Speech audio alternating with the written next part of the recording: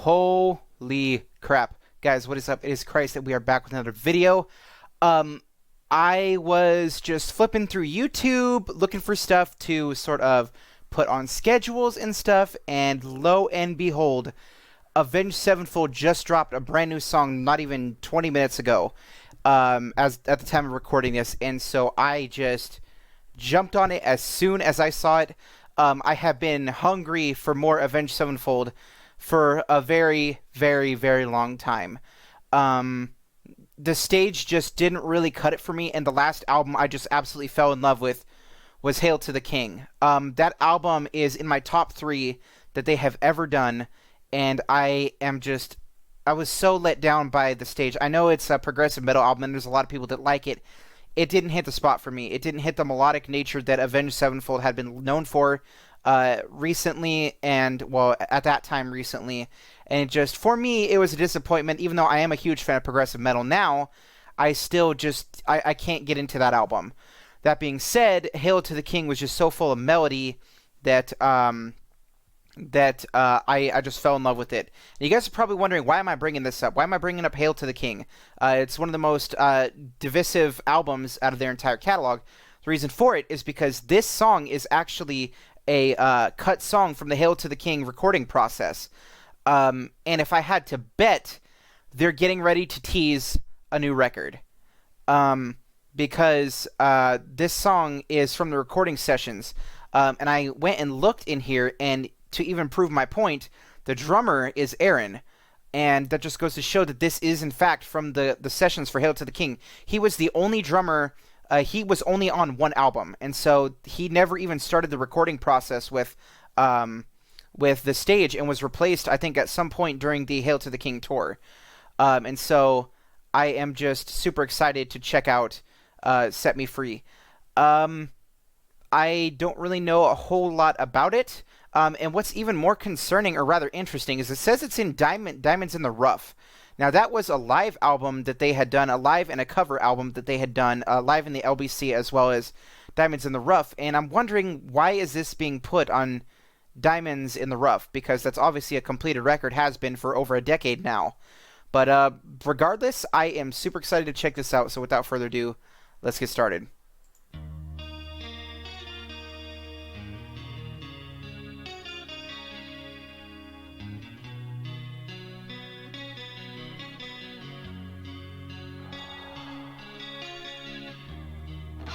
It's just, oh my god, the harmonies.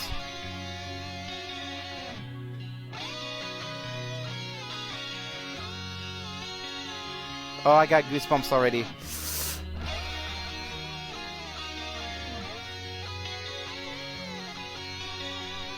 Sinister and Zachy sound so good together.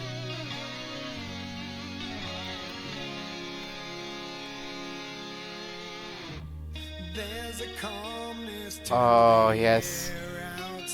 Almost reminds me of something like Buried Alive or Crimson Day.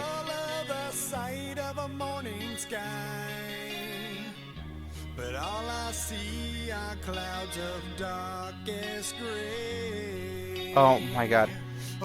How is this song cut? Oh, it is so good.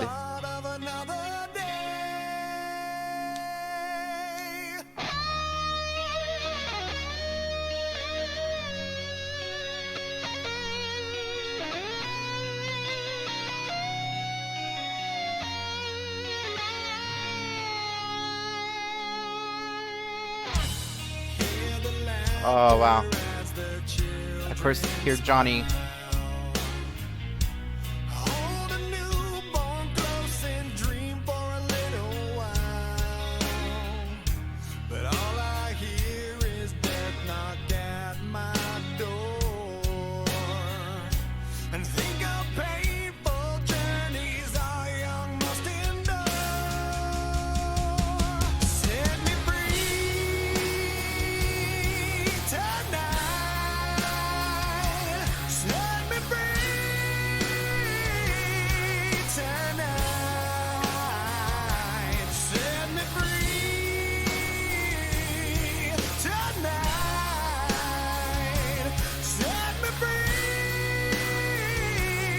Oh, I got goosebumps.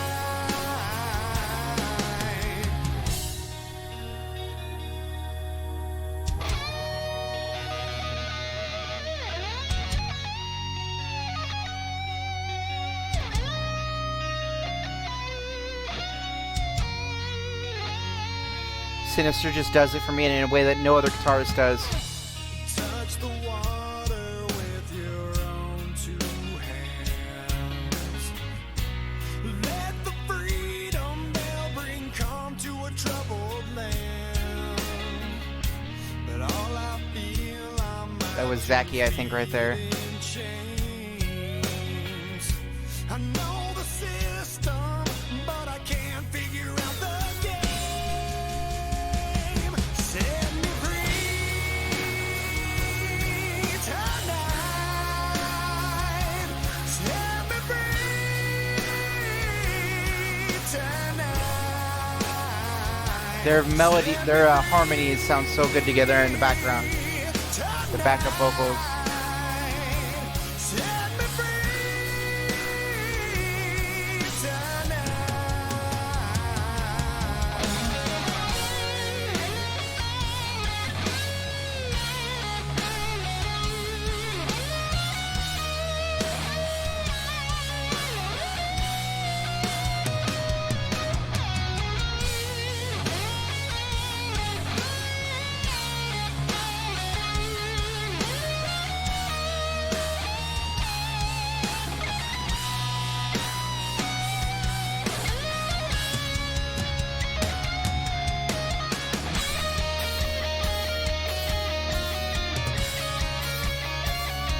Almost sounds like one of the riffs to Change of Seasons.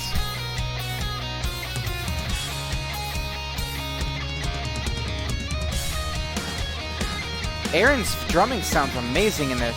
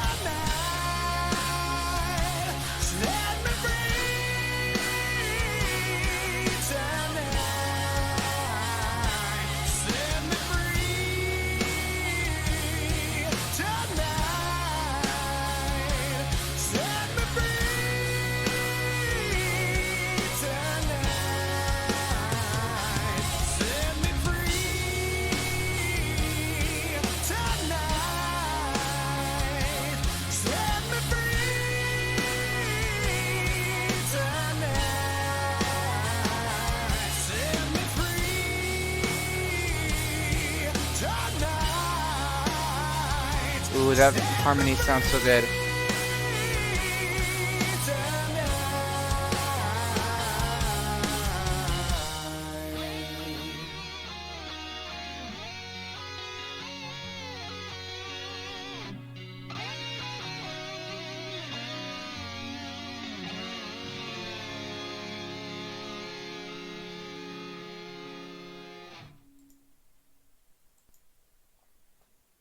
Holy crap. I'm honestly at a loss for words. I did not expect that in any way. I wish I could like this thing a thousand times. God, this is what I've been missing so much from Avenged Sevenfold. Not gonna lie, I teared up there in the song at the end. Such beautiful melodies throughout the song. And that's just what a lot of people don't get about this record. It was so chock full of melodies and amazing, memorable guitar riffs, and it wasn't supposed to be this over the top thing. A lot of people just thought after Nightmare that they were just going to make a more extreme record, and they got disappointed. Just like Metallica's Load, it wasn't. The reason they made Load isn't because they sold out. It's not because of anything. It's because they wanted to try something different, and Avenged Sevenfold did that, and they just got a lot of crap for it. And I don't understand it, because it is such a beautiful record. It's just dark and twisted and beautiful at the same time, and there's so many amazing melodies, there's so many amazing riffs in the record. And yeah, you could sit here and say, well, there's clearly some stuff that's a ripoff, or this sounds like that band or this band, and it's just it wasn't made so that it would rip them off. It was made as a tribute to those bands. Hail to the King wasn't supposed to be like an album that's ripping off other artists. It's supposed to be inspired by them. And you could sit here and argue all you want that it's a ripoff, or that Avenged Sevenfold's a ripoff band, but at the end of the day, you're not convincing me. The melodies in this song were just absolutely amazing. The guitar leads by both Zaki as well as Sinister just absolutely blew me away. And the drumming by AJ was also, Aaron was also incredible. Matt's vocal delivery was insane, and I love the harmonies they had together. And Johnny Christ, you could even hear him as well. I got so wrapped up into talking about this song that I completely forgot to sort of do a lyrical breakdown. Let's go ahead and check this out. Oh man, the song, I've already listened to it like 3 times. It was so good. He said, there's a calmness to the air outside. Watch the sun color the sight of a morning sky. But all I see are clouds of darkest gray, a full eclipse to veil the start of another day. So it seems like he's sort of watching the sunrise, but as the sun is rising, I'm assuming that this is a song about depression, because when he talks about the clouds of darkest gray, there's a cloud that's coming over him. Let me put this up here so you guys can see this. So it looks like he's waking up and he sees the beautiful sky, but like at the same time there's this cloud of depression that's hanging over him. Hear the laughter as the children smile. Hold a newborn close and dream for a little while. But all I hear is death knock at my door, and I think of painful journeys our young must endure. I'm assuming that this is definitely about Jimmy, about the Rev, just sort of coming to terms with mortality and how things can even happen to people that you care about, people you don't expect it to happen to. People as innocent as kids are subjected to the same mortalities that we are. And obviously the chorus says, "Set me free tonight." I'm thinking that this line, "Set me free tonight," is actually about suicide, now that I think about it. Touch the water with your own hands. Let the freedom bell bring calm to a troubled land. But all I feel are my 2 feet in chains. I know the system, but I can't figure out the game. So I'm pretty certain that this is about depression, and the fact that even though he is free to do what he wants, he still feels chained. He still feels these shackles, and he can't figure out how to get out of them. It says, "Take it all away from me. Take it away. Set me free tonight." So I'm assuming that this is definitely about someone who is contemplating suicide and eventually decides to go through with it, is what this looks like. Or maybe it's just talking about breaking free from the depression. I'm not sure. One way is positive, one way is negative looking at it. And it was such a beautiful song, melodically, musically, lyrically. This is something that I easily relate to. I've struggled with this at several points during my life, and it's something that never really goes away. It's something that'll always come back. It may be better for a while, but it always comes back. And I could easily see this song helping a lot of people get through those hard times, even those times when the shackles, the chains are on your feet. I could see this song helping so many people, and I'm glad that they wrote something like this.